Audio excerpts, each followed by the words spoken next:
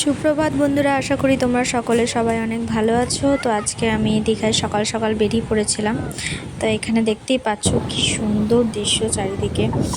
আর এই সময় জোয়ারও এসেছিল, তো সমুদ্রের জল অনেকটা সামনে চলেছে। তো সমুদ্রের জল জোয়ার আসার জন্য দেখতে আরও অপূর্ব সুন্দর লাগছিল। আমরা ওখান থেকে বেরিয়ে আবার উদয়পুর বিচে চলে যাচ্ছিলাম টোটোতে করে। তো দিয়ে আমরা উদয়পুর বিচে চলে এলাম। তো এখানে একটা জিনিস দেখলাম যে টোটো থেকে নামার সাথে সাথে যারা ফুড স্টলগুলো দেয়, তারা দাঁড়িয়েই আছে এক একটা কাস্টমারকে ধরার জন্য।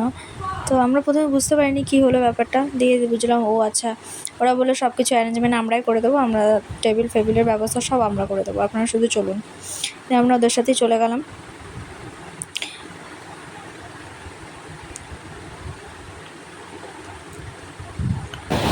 তো ওখানে বসে বসে আমরা উদয়পুর বিচের মজা নিচ্ছিলাম, আর ওদেরকে যা যা অর্ডার দিচ্ছিলাম ওরা কি সুন্দর দিয়ে যাচ্ছিলো, খুব সুন্দর ওদের ব্যবস্থা।